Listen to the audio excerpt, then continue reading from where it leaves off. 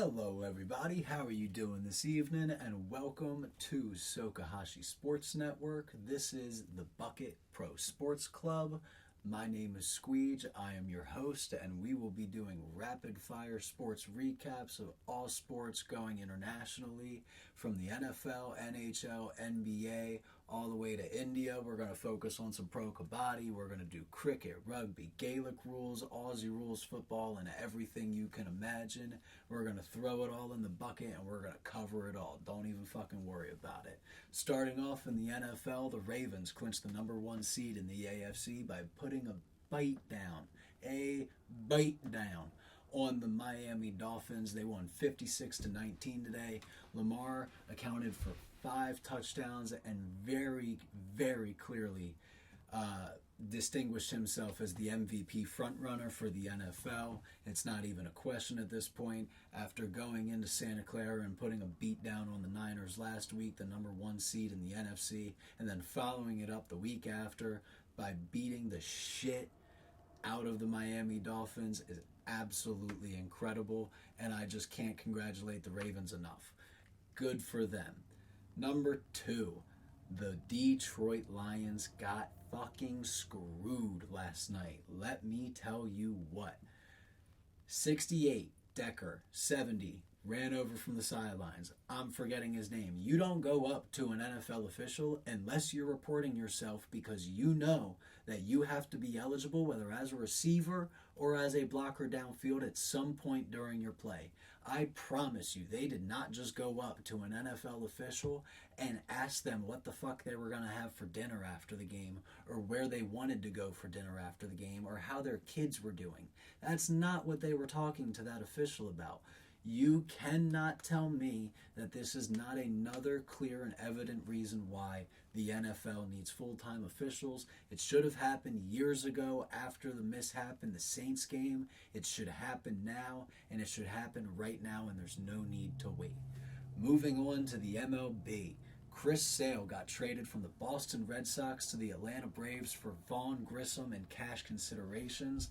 I don't know what the fuck the Red Sox were thinking here, but anytime you send a former Cy Young Award winner and you pay for him to leave, you must be stupid. Not on top of the cash considerations, they're also paying $17 million of his contract this upcoming season. What the fuck are you thinking? In 10 months, when Chris Sale is top 3 in the NL Cy Young race, I don't want to hear any pissed off Boston Red Sox fans. No, that better not happen. Moving on to what's going to happen tomorrow. Oh my goodness. 3 o'clock tomorrow afternoon Eastern Standard Time. Not only are we going to have the Vegas Golden Knights and the Seattle Kraken face off in the 2024 Winter Classic, which is going to be an absolute banger of the game. I think the Kraken will turn their season around starting tomorrow. I think their defense plays exceptional, and I think they're able to get their win in their first ever Winter Series game in Seattle. We also have Liverpool facing Newcastle tomorrow at the same exact time. If Liverpool gain all 3 points, that'll put them very established at the top. If I'm not mistaken, 4 or 5 points clear at the top of the Premier League table. Put them ahead of Arsenal, put them ahead of Villa, put them ahead of Manchester City. If Newcastle are able to grab all 3 points, that's going to tighten up the race for that 4 to 6 for those 4 to 6 spots. Very, very much so. You have Man United, you have West Ham, you have Tottenham. If Aston Villa or even Arsenal slip up a little bit, you could see a 5 to 7 team race for those 4 to 7 spots in the Premier League table to qualify for European play next year, and that should excite everybody who watches the Premier League, because that is just good for football in general.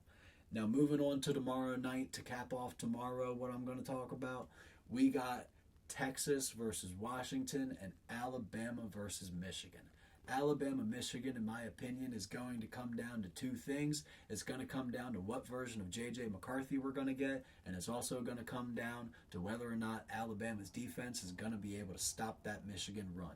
Because, my God, it's fucking dominant all the time. Always.